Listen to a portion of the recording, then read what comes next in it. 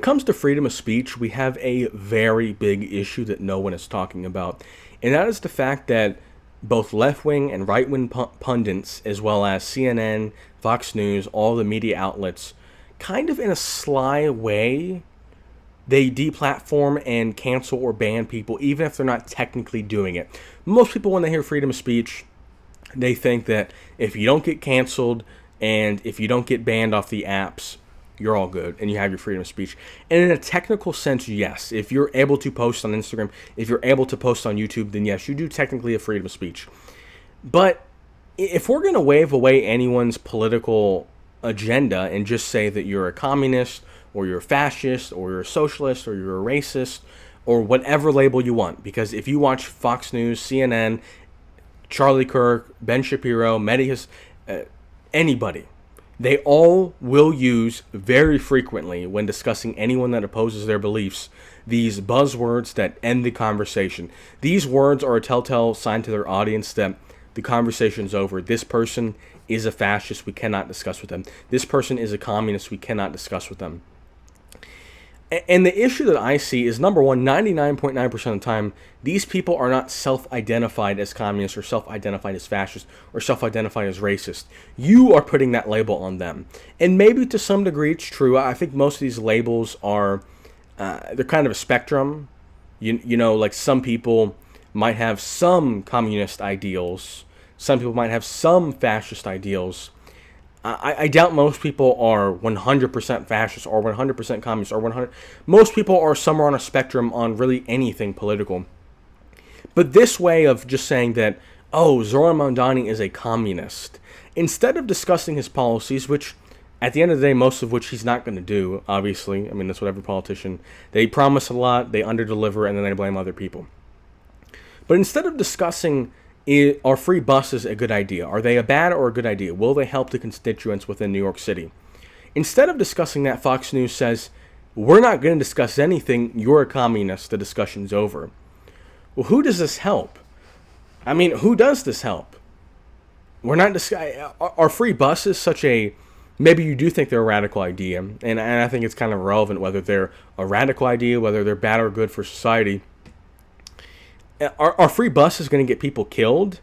Because when we're deplatforming people, you know, if they're inciting violence, if they're saying that we all need to form a group and go attack this, yeah, that's illegal, and you go to jail if you incite violence. You know, that's assault or threatening assault.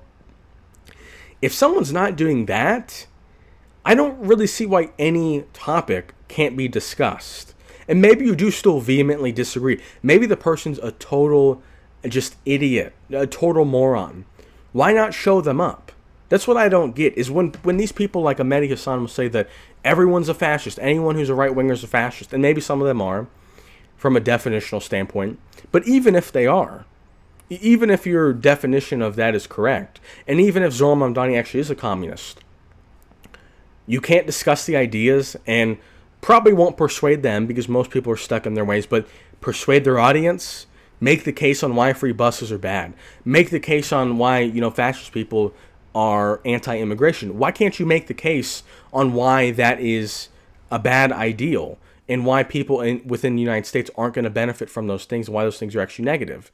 Instead, it's kind of a lazy, it's a get out of jail free card. You know, I don't really want to have this discussion racist. I don't want to have this discussion communist or socialist. It's like, what is this doing?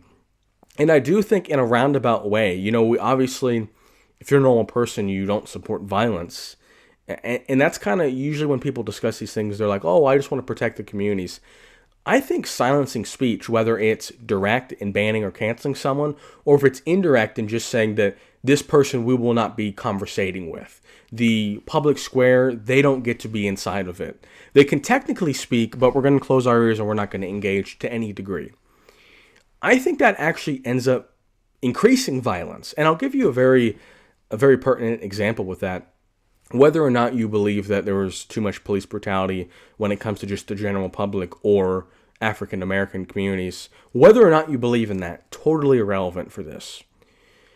Colin Kaepernick, back in 2016, as well as many other NFL players, took a kneel before the game and protested peacefully and said that I won't stand for a flag within a country. I won't stand for the flag because this country allows police to, beat up and kill black men. I guess black women as well.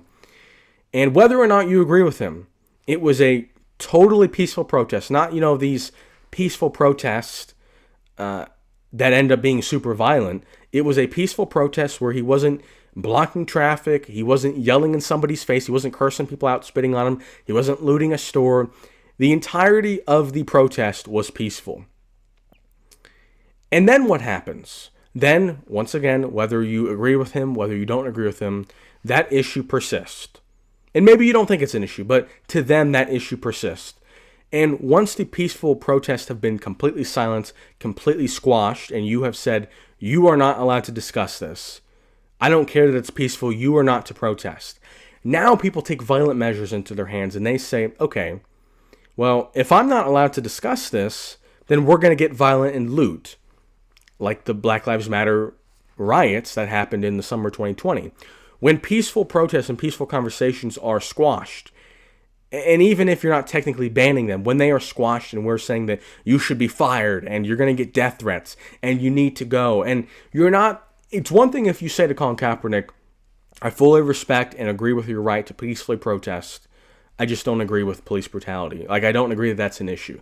I think that's a perfectly fine opinion to have, and I don't think that's going to lead to violence. I think what does lead to violence is anyone that peacefully protests, you send death threats to, you demand them to be fired from their job. That is not freedom of speech. That is not what America is built on. And even if you disagree with that, I don't think that's what America should be built on. I think you should be able to say, within reason, pretty much anything without being canceled, without facing jail time, without being fired. I don't think there should be really any deplatforming. I think this anti-freedom of speech movement, it backfires in the very thing that these anti-freedom of speech warriors are trying to make the world. I do believe these people are trying to make the world a safer place. Obviously, they're saying that the speech is going to lead to violence. But I disagree. I think for the most case, people just want to be heard out. I think if you hear people out, it's pretty unlikely that they're going to get violent. Even if you're not really changing the situation, even if you're not really changing the healthcare system, if people are allowed to publicly express their disagreement and beefs with the system, and you kind of give them the run around and say, we're going to work on it, it's a complicated system, but instead when people discuss healthcare, it's you're lazy. When people want universal healthcare, it's you're lazy, you're a communist, you're a socialist, you want handouts. It's a lot of scoffing at the notion, and then we have someone like Luigi who's like, you know what, I am tired. This doesn't feel like we're not even allowed to discuss it. It's not even on the table. So I think what needs to happen is freedom of speech needs to be expanded, not condensed, and these labels that are kind of acting as a guardrail to conversation need to also be done away with.